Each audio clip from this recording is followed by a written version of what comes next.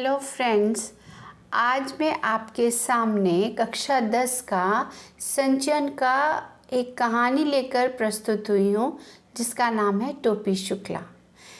ये कहानी धार्मिक सहिष्णुता को प्रदर्शित करती है। रज़ा मुराद इसके लेखक हैं।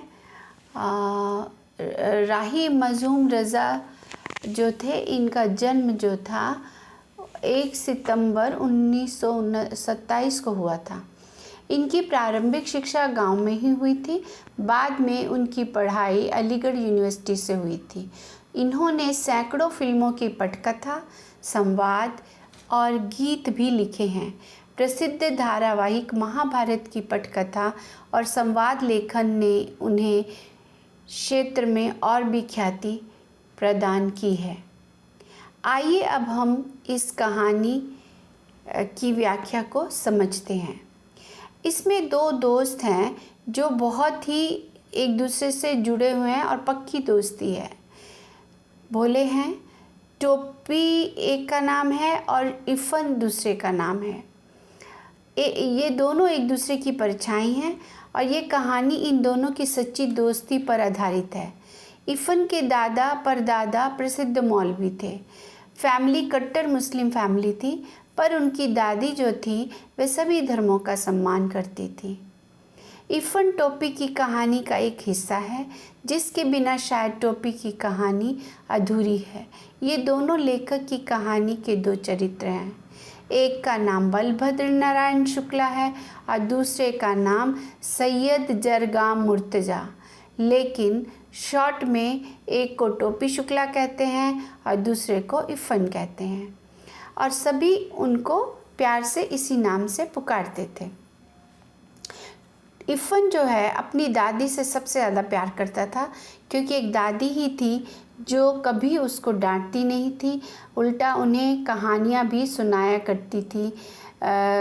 जैसे परियों की कहानी, बहराम डाकू की कहानी, इस तरह की कहानियाँ दादी सुनाती थी।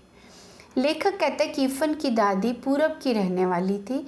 जब उनकी शादी हुई थी वह लखनऊ आ गई थी। वह पूरब की ही भाषा बोलती थी। किसी इस्लामी आचार्य की बेटी नहीं थी, बल्कि एक ज़मींदार की बेटी थी। दूध घी खाती हुई बड़ी हुई थी, परंतु लखनऊ में आकर वो दूध दही के लिए तरस गई थी। जब भी वह अपने मायके जाती तो जी भर के दूध दही खाती, क्योंकि लखनऊ वापस आते ही उन्हें फिर से मौलवीन बन जाना पड़ता। जब उनका बेटा हुआ था कि शादी के दिन आए थे तो गाने बजाने के लिए भी उसका मन तड़पता था, परंतु इस्लाम में उसे यह नहीं करने दिया गया। और इस तरह से जब इफ़न का जन्म हुआ, यानी उनके पोते का जन्म हुआ, तो उस समय उन्होंने बड़े धूमधाम से, बड़े उत्सव की तरह उसके छठे की पूजा की थी और उत्सव की तरह उसको सेलिब्रेट किया था। अब हम आते हैं टोपी के बारे में जानते हैं। अभी तक हमने इफ़न और उनके परिवार के बारे में जाना। टोपी शुक्ला का परिवार कट्टर हिंदू परिवार था। उनके यहाँ मुस्लिम धर्म रिवाजों को ही समझा जाता था और उनके पिता जो थे डॉक्टर भृगु नारायण नीले तेल वाले बिजनेसमैन तो थे ही, और वो चुनाव में भी खड़े हुए थे, पॉलिटिशियन थे। और टोपी की जो दादी थी वो कट्टर हिंदू थी और बहुत ही सख्त मिजाज की थी, इसलिए टोपी को बिल्कुल पसंद नहीं थी, क्योंकि वो उसे डांटती भी थी, गाली भी देती थी, कभी प्यार उन्हें नहीं करती थी। इफ़न उनकी पढ़ाई इफ़न जो था अब अपने मन की हर बात टोपी इफ़न को बताता था घर की परेशानियों में, और इफ़न हमेशा उससे अच्छे सुझाव भी दिया करता था और पढ़ाई में भी उसकी मदद करता था। इसलिए दोनों की दोस्ती बहुत पक्की थी। धर्म ने इन्हें कभी भी बाधा नहीं पहुंचाया। इफ़न की दादी टोपी के दिल में उतर गई थी। उसे इफ़न की तरह ही वो प्यार करती थी और इसे बहुत अच्छी लगती थी, और अपनी दादी इसे बिल्कुल भी पसंद नहीं करता था ये। और जब भी वो इफ़न के घर जाता था दादी से बहुत ढेर सारी बातें करता था। एक दिन की बात है कि टोपी को घर में जब अपने खाना खा रहा था तो उसे बैगन का भुर्ता अच्छा लगा। उसने राम दुलारी यानी जो टोपी की माँ थी, जो खाना परोस रही थी, टोपी ने कह दिया, अम्मी ज़रा बैगन का भुर्ता तो दो।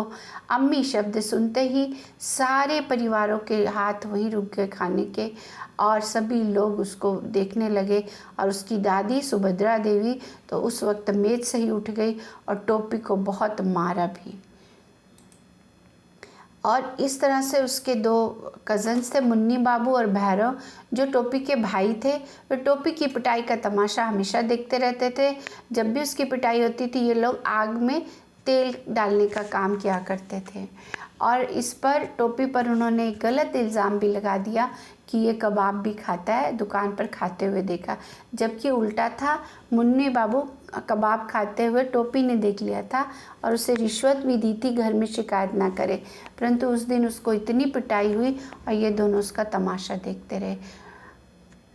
उसके बाद लेखक कहता है कि दूसरे दिन जब टोपी स्कूल गया और स्कूल में इफ़न से मिला, उसने उसे पिछले दिन की सारी बातें बता दी, और टोपी बहुत ही भोलेपन से इफ़न से कहता है कि ऐसा नहीं हो सकता कि हम लोग दादी बदल लें। तो इफ़न कहता है नहीं, ऐसा नहीं हो सकता, क्योंकि वे मेरे पिता की अम्मा है और वो कभी भी उसको नहीं बदलेंगे। ये बात सुनकर वो मायूस हो गया। फिर टोपी पूछता है कि तुम्हारी दादी बूढ़ी हैं क्या? इफ़न पूछता है टोपी से, तो टोपी बोलता है हाँ। तो बोला कोई बात नहीं, चिंता मत कर, वो जल्दी ही मर जाएंगी। ये बात बाल वन में उन्होंने बोल दी। लेकिन जब वो इस तरह की बातें कर ही रहे थे, उसी समय इफ़न के नौकर ने आके खबर दी कि इफ़न की दादी का देहांत हो गया है और उनकी दादी मर गई है, जो सुनकर बहुत सदमा लगा इसे। और इस तरह से, और दूसरा सदमा ये भी लगा कि इफ़न की जो है उसके पिता के बदली हो गई थी और वो उसे छोड़कर वहाँ से चला गया।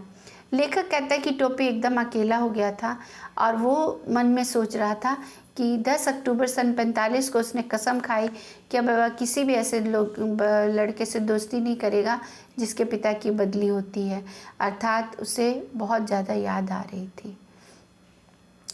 टोपी की दादी के मरने के बाद वो एकदम अकेला जैसा महसूस कर रहा था, और ट्रांसफ़र के बाद तो बिल्कुल अकेला हो गया था।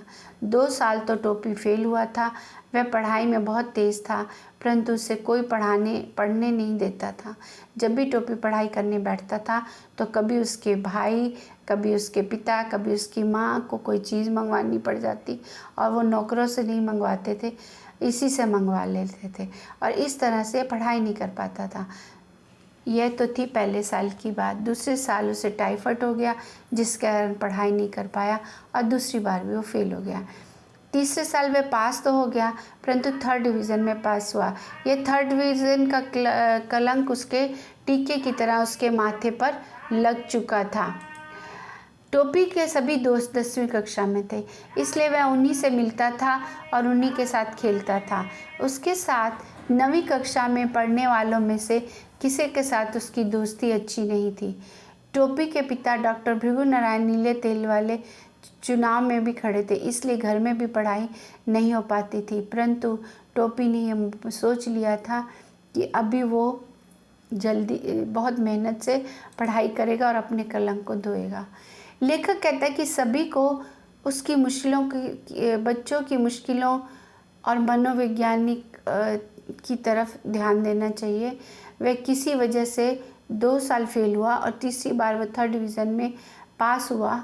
टोपी शुक्ला कहानी के द्वारा लेखक यह संदेश देना चाहता है कि हमें बच्चों की मनोवैज्ञानिक स्थिति को समझना चाहिए, उनके साथ अच्छा व्यवहार करना चाहिए और उन्हें परेशानियों से दूर रखना चाहिए। गलत व्यवहार उनकी मानसिकता को दबा देती है और उनके विकास में भी बाधा डालती है। उनसे बातचीत करनी चाहिए और दूसरे धर्म को बच्चों के मन में गलत मानसिकता की ओर नहीं लेकर जाना चाहिए।